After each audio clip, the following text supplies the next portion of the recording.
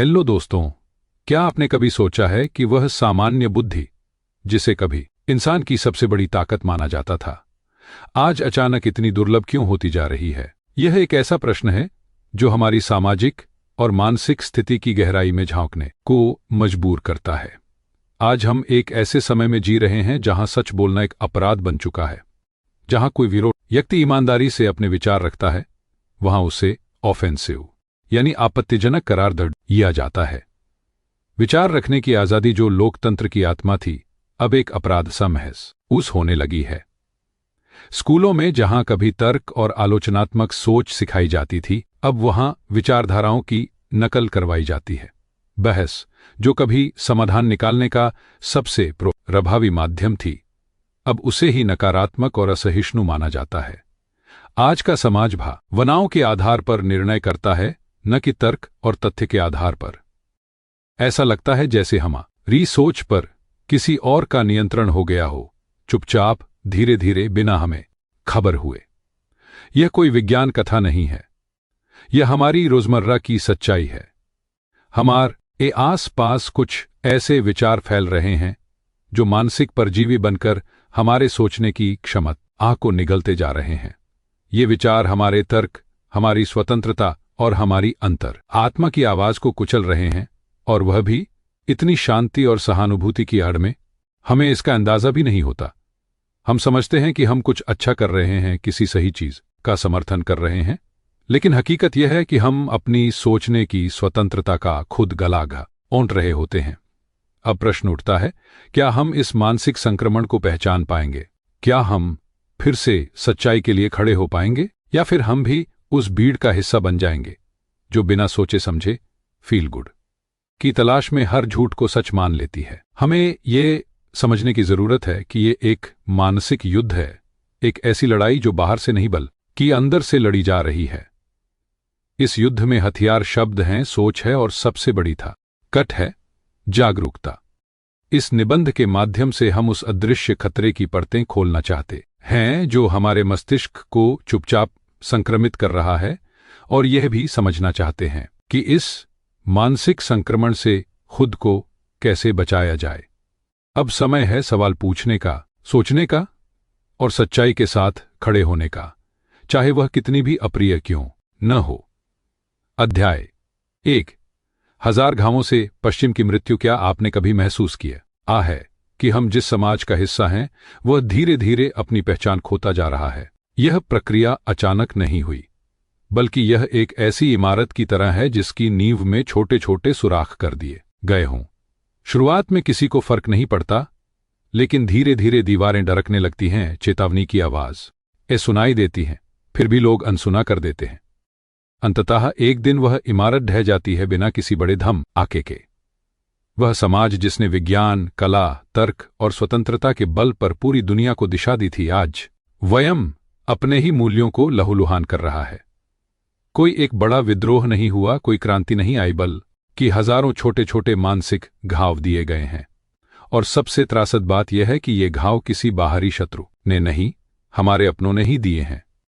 अगर कोई शत्रु बाहरी होता तो हम सजग हो जाते, लेकिन जब कोई मीठे शब्द में अधिकार, करुणा और न्याय की आड़ लेकर हमारी सोच पर कब्जा करने लगे, तब क्या हम उसे पहचान पाते हैं? आज यही हो रहा है।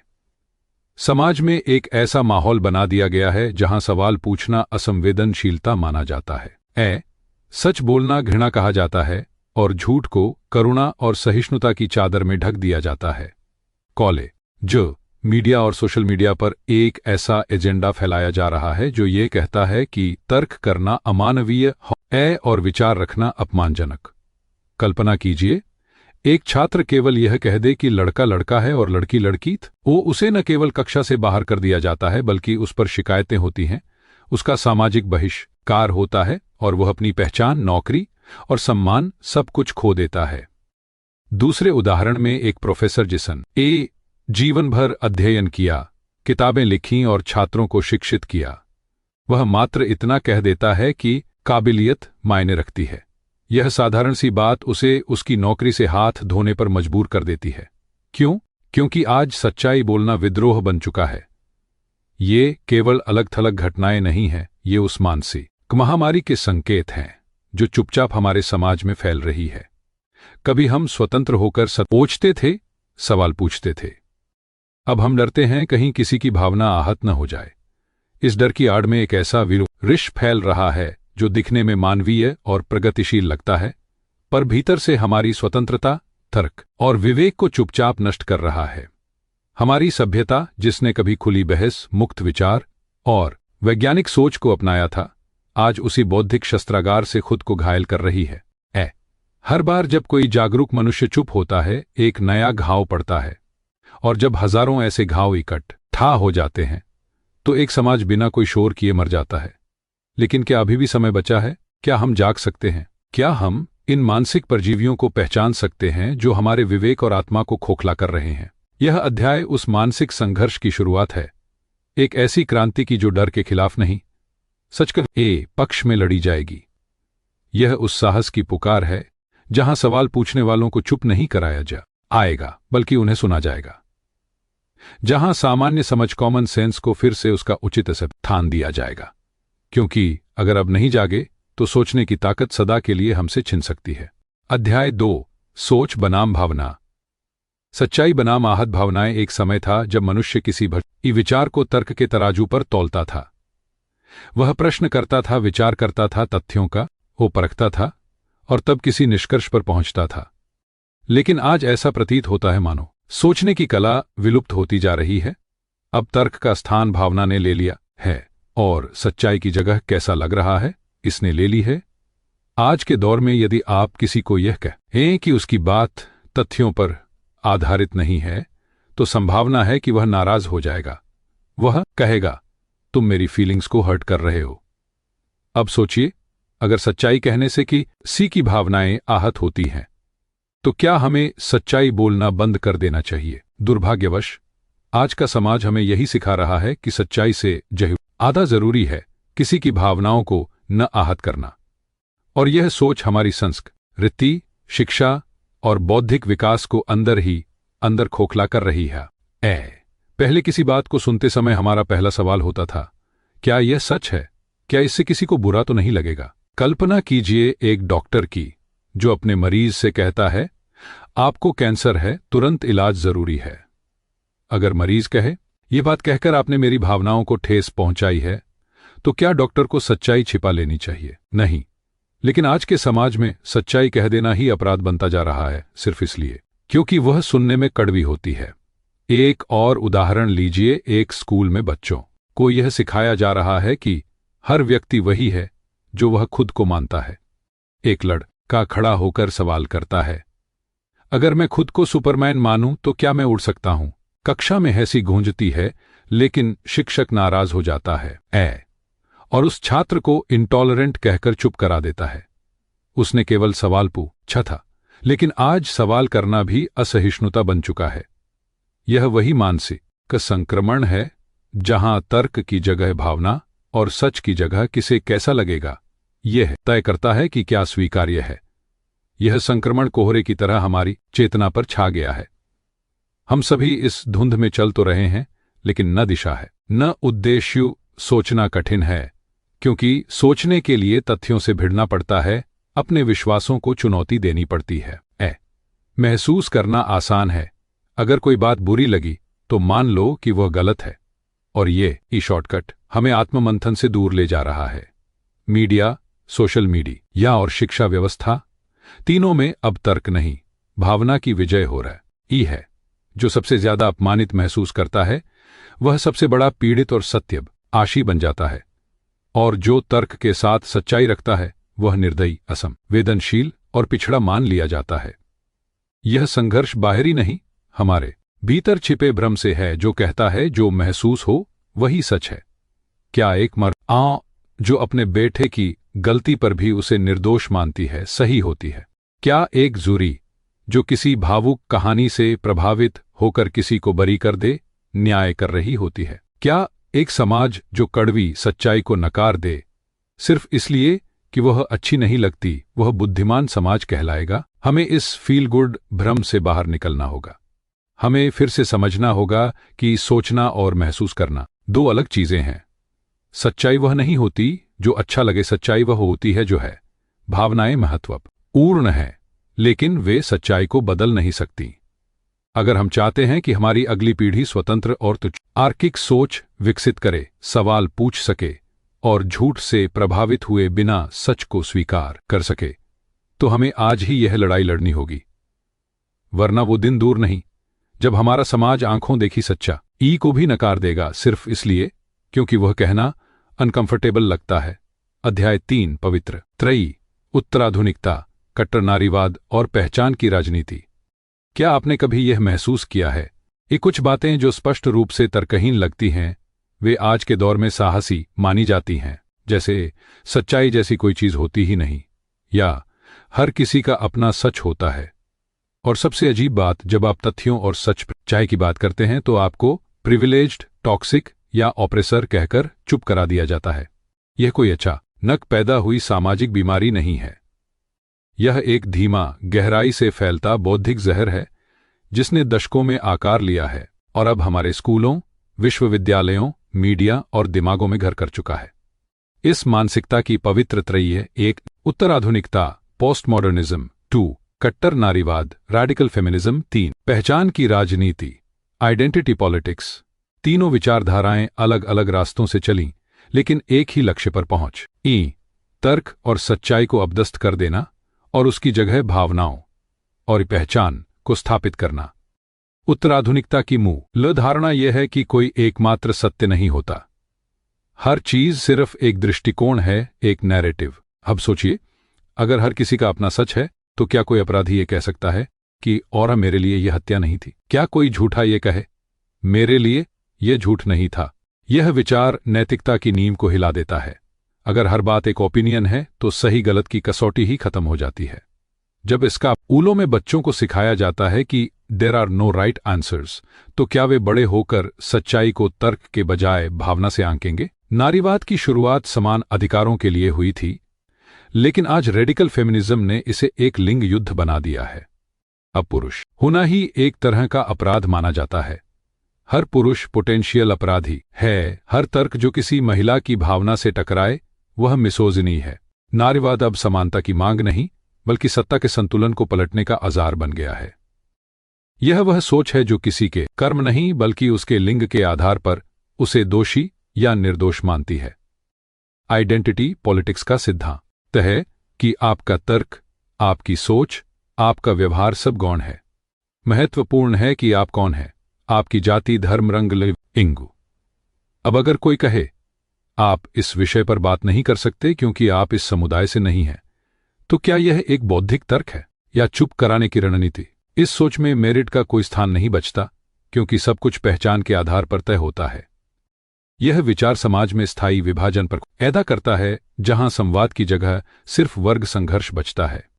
इन तीनों विचारधाराओं ने मिलकर एक ऐसी संस्कृति बना दी है जहां ब्रेक बोलने से डर लगता है, सी ही सोचने से डर लगता है, सी ही और सच्चाई कहने से तो सबसे ज्यादा डर लगता है। 54 एक छात्र जिसने मेहनत से परीक्षा पास की, लेकिन कहा गया तुम तो प्रिविलेज्ड हो इसलिए सफल हुए। 26 एक महिला जो स्वतंत्र सोच रखती है, लेकिन उसे गद्दार नारीवादी कहा जाता है। 24 एक प्रोफेसर जो सिर्फ यह कहता है कि तथ्यों पर बात होनी चाहिए और उसे प्रॉब्लमैटिक कहकर नौकरी से निकाल दिया जाता है। यह सब स्वतंत्रता और समानता के नाम पर हो रहा है, जबकि यह वास्तव में बौद्धिक तानाशाही है। हमें इस नई विचार तंत्र की परतें उधेड़नी होंगी। हमें यह सोचना होगा, क्या हम सचमुच उन लोगों की मदद कर रहे हैं जिन्हें जरूरत है, या फिर हम एक ऐसा सिस्टम खड़ा कर रहे हैं जहां तर्क की स्वतंत्रता, भाषा की आजादी और सच कहने का साहस धीरे धीरे दम तोड़ रहा है। हर सभ्यता की परीक्षा तब होती है जब उसकी मूलभूत मान्यताएं खतरे में पड़ती हैं, और आज हमारी तार्किकता, सोचने की स्वतंत्रता और सच्चाई को स्वीकारने का साहस तीनों संकट में है। क्या हम इस खतरे को पहचान पाएंगे, या फिर हम भी उस भीड़ का हिस्सा बन जाएंगे जो हर जोर से बोले गए झूठ को सच मान लेती है? यह सवाल हमारे सामने खड़ा है और जवाब हमें खुद देना है, सोचकर, समझकर और बिना डरे। अध्याय 4, विज्ञान विरोध, तर्क विरोध और नकली उदारवाद की दुनिया। क्या आपने कभी गौर किया है, हम एक ऐसे दौर में जी रहे हैं जहां सबसे ज्यादा साइंस की बातें होती हैं, लेकिन जब वही विज्ञान किसी विचारधारा या भावनात्मक एजेंट ए से टकराता है तो उसे तुरंत खारिज कर दिया जाता है। ट्रस्ट द साइंस, लोग कहते हैं, लेकिन जैसे ही कोई वैज्ञानिक निष्कर्ष किसी की भावना को आहत करता है, वह विज्ञान अचानक भेदभाव बन जाता है। यह विरोधाभास महज भ्रम नहीं है, यह उस मानसिक संक्रमण का लक्षण है जिसने आज के समाज को सच्चाई से दूर और भावना के वर्चस्व की ओर धकेल दिया है। विज्ञान न कभी सत्य तक पहुंचने का सबसे शुद्ध मार्ग माना जाता था, लेकिन अब वह तब तक सही है जब तक वह किसी की पहचान, भावना या राजनीतिक नैरेटिव से नहीं टकराता। जैसे ही कोई वैज्ञानिक तथ्य किसी वैचारिक समूह के आरामदायक बबल को चुभता है, तो वह ट्रिगरिंग, प्रॉब्लमेटिक या हेट स्पीच करार दे दिया जाता है। अगर एक डॉक्टर की रिसर्च यह दर्शाती है कि पुरुष और महिलाएं कुछ जैविक दृष्टि से भिन्न होते हैं, लोग उस शोध को पढ़ेंगे नहीं, वे डॉक्टर को सेक्सिस्ट कहकर कैंसल कर देंगे। विज्ञान का अपमान तब नहीं होता जब लोग उसे नहीं समझते, वह तब अपमानित होता है जब लोग उससे डरने लगते हैं। आज समाज में कई आंदोलन हैं जो खुद को लिबरल कहते हैं। वे कहते हैं हम विविधता में विश्वास करते हैं, लेकिन हकीकत में वे सिर्फ पहचान की विविधता चाहते हैं, विचारों की नहीं। वे कहते हैं हम सबकी बातें सुनेंगे, लेकिन अगर आपने एक लाइन भी उनके नैरेटिव से अलग बोली तो आपको चुप करा दिया जाएगा। वे कहते हैं इंक्लूजन लेकिन जब कोई विचार असहज कर दे तो वे कहते हैं remove him, it's not safe here. एक युवा वैज्ञानिक जिसने सालों मेहनत कर रिसर्च की थी, उसे सिर्फ इसलिए नौकरी से निकाल दिया गया क्योंकि उसने जैविक लिंग भिन्नता पर एक वैज्ञानिक इंटरव्यू दिया। न गाली दी, न अपमान, सिर्फ तथ्य बोले। लेकिन आज के दौर में सच्चाई बोलना सबसे बड़ा अपराध है अगर वह किसी की भावना से टकरा जाए। एक कॉलेज कैंपस में एक वक्त को बुलाया गया था। उसका विषय था डेटा के जरिए सामाजिक समस्याओं को समझना। जैसे ही पता चला कि उसकी राय मुख्यधारा से अलग है, छात्रों ने विरोध शुरू कर दिया, बैनर उठे, सेफ स्पेस चाहिए की मांग हुई और अंततः उसे बुलाना रद्द कर दिया गया। क्या यह विश्वविद्यालय है या आत्ममुग्धता के प्रशिक्षण केंद्र जहां विचारों से डर लगता है? आज तर्क को ट्रिगरिंग, डेटा को बायस्ड और बहस को वायलेंस कहा जाता है। यह शब्दों की चालाकी नहीं बल्कि विचारों पर हमला है। उद्देश्य एक है, सच्चाई को दबाना और भावना को सिंहासन पर बैठाना। क्या यह सब नया है? नहीं। हम इतिहास में देख चुके हैं ऐसे समय जब सच्चाई बोलने पर इंसानों को आग में जला दिया जाता था। अब सिर्फ आग बदली है। अब यह आग है सोशल मीडिया की लिंचिंग, मानसिक बहिष्कार और कैरियर का सामूहिक संहार। यह लड़ाई सिर्फ एक विचारधारा की नहीं है, यह लड़ाई है हमारी सोचने की स्वतंत्रता, हमारी जिज्ञासा और हमारी सच्चाई के प्रति निष्ठा की। विज्ञान और तर्क वो मशालें हैं जिनकी रोशनी में मानवता ने अंधकार से बाहर निकलकर प्रगति की है। लेकिन अगर हम खुद ही उन्हें बुझा देंगे तो भविष्य सिर्फ एक चीज होगा, अंधेरा।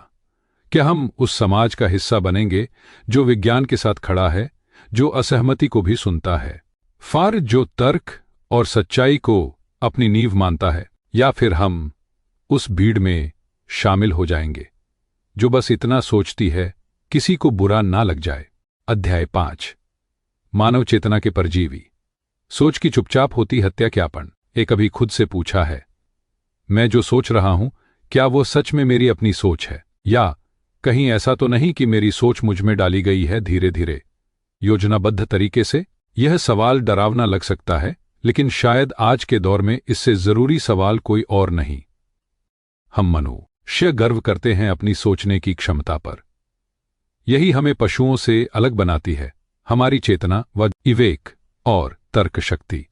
लेकिन अगर यही सोच संक्रमित हो जाए, अगर हमारी कॉग्निशन परजीवी विचारधारा के शिकंजे में आ जाए, तो फिर क्या बचता है हमारे पास? आज हम एक ऐसी दुनिया में जी रहे हैं जहां विचार दिखते हैं आधुनिक, सुनाई देते हैं नैतिक और महसूस होते हैं सही, लेकिन न असल में वे हमारे दिमाग की बागडोर किसी और के हाथ में दे चुके हैं।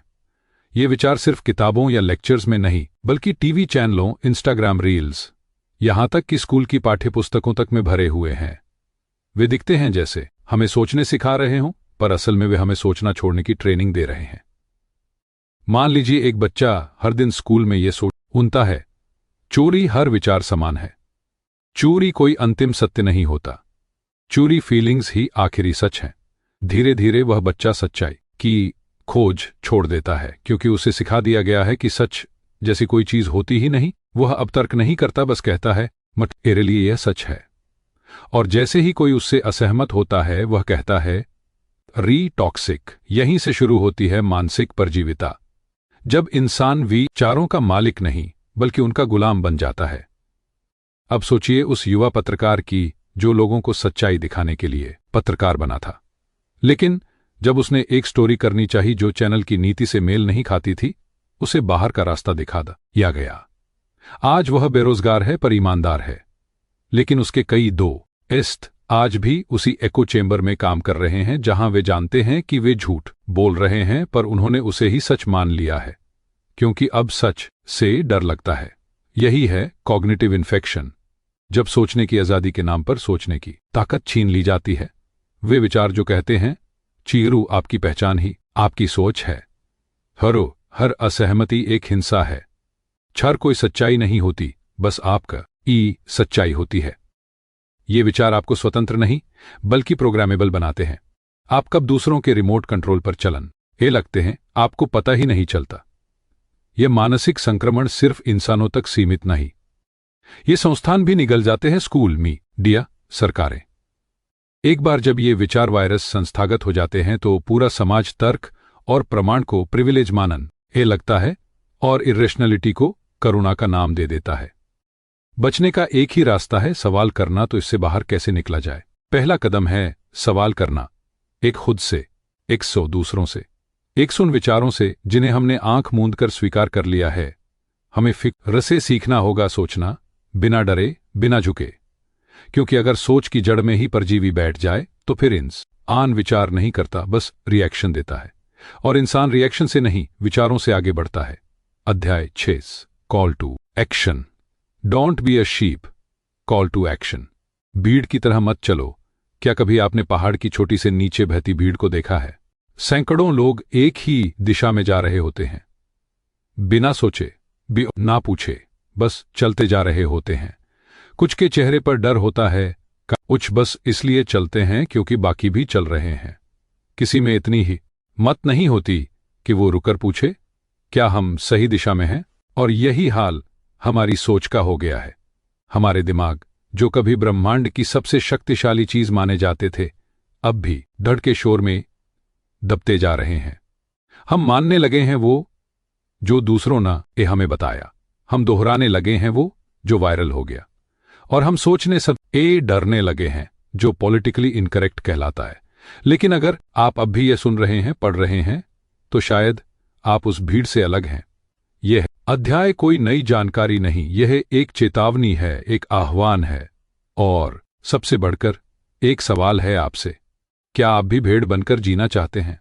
भेड़ को न रास्ता दिखता है न मंजिल, वो बस आगे वाली की नकल करती है, बिना सोचे, बिना पूछे, और अगर एक भेड़ खाई में गिरती है तो बाकी भी पीछे पीछे कूद जाती हैं। सोचिए, क्या आज के समाज में यही नहीं हो रहा? जब कोई मशहूर व्यक्ति कुछ कहता है तो लाखों लोग बिना समझे उसका कोट करने लगते हैं। जब कोई इन्फ्लुएंसर किसी नैरेटिव को बढ़ावा देता है तो हजारों लोग कहते हैं, मेरा भी यही मानना है, क्योंकि ऐसा कहना सेफ है। और जब कोई अकेला इंसान सच्चाई की बात करता है तो उसे हेटफ, उल या असहिष्णु कहकर चुप करा दिया जाता है। इसलिए यह अध्याय हमसे कहता है, अब चुप रहने का समय नहीं है। अगर आपको लगता है कि दुनिया गलत दिशा में जा रही है तो खुद को मत रोकिए। अगर कोई बात आपको भीतर से झकझोर रही है तो उसे बाहर निकालिए। अगर सच्चाई अनपॉपुलर हो गई है तो उसे और जोर से बोलिए। इतिहास ने हमेशा यही दिखाया है, भीड़ कभी बदलाव नहीं लाती, बदलाव उन्हीं ने लाया है जिन्होंने अकेले चलने की हिम्मत की। एक वैज्ञानिक जिसने कहा कि धरती गोल है, उसे पागल कहा गया। एक महिला जिसने कहा कि औरतों को वोट देने का हक होना चाहिए, उससे जेल में डाला गया। एक लेखक जिसने कहा कि आजादी सोचने से शुरू होती है, उसकी किताबें जलाई गईं। लेकिन आज हम उन्हें वीर विजनरी कहते हैं, अब बारी आपकी है। हर वह पल जब आप सोचने की हिम्मत करते हैं, सवाल उठाते हैं, सच्चाई के पक्ष में खड़े होते हैं, आप उस दीवार में एक दरार पैदा करते हैं जो हमें बांध कर रखती है। और जितनी ज्यादा दरारें होंगी उतनी जल्दी वह दीवार गिर जाएगी।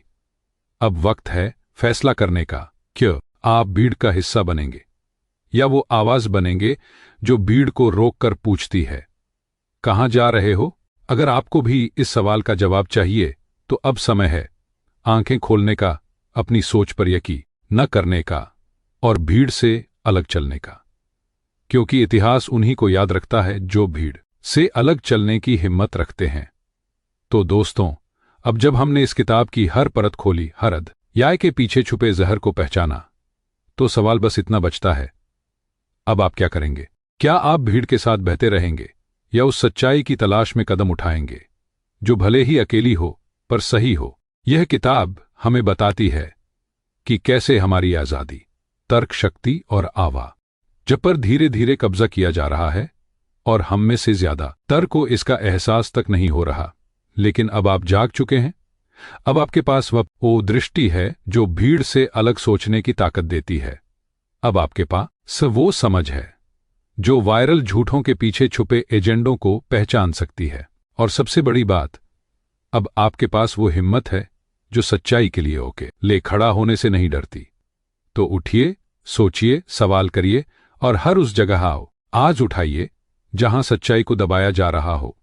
क्योंकि जब आप बोलते हैं कोई और भी हिम्मत पाता है, जब आप खड़े होते हैं कोई और भी डर से आजाद होता है। धीरे धीरे ये आवाजें एक आंदोलन बन जाती हैं। इस दुनिया को सोचने वालों की जरूरत है, डरने वालों की नहीं। अगर आपको यह वीडियो पसंद आया हो, अगर आपको लगा कि ये सच्चाई लोगों तक पहुंचनी चाहिए, तो इसे शेयर जरूर करें। क्योंकि जितनी ज्यादा आवाजें उठेंगी उतनी तेज गूंज बनेगी और गूंज कभी दबाई नहीं जा सकती। सब्सक्राइब कीजिए जहां हर किताब सिर्फ पढ़ी नहीं जाती बल्कि जी जाती है। मिलते हैं अगली किताब में एक नई सोच, एक नए नजरिए के साथ। धन्यवाद।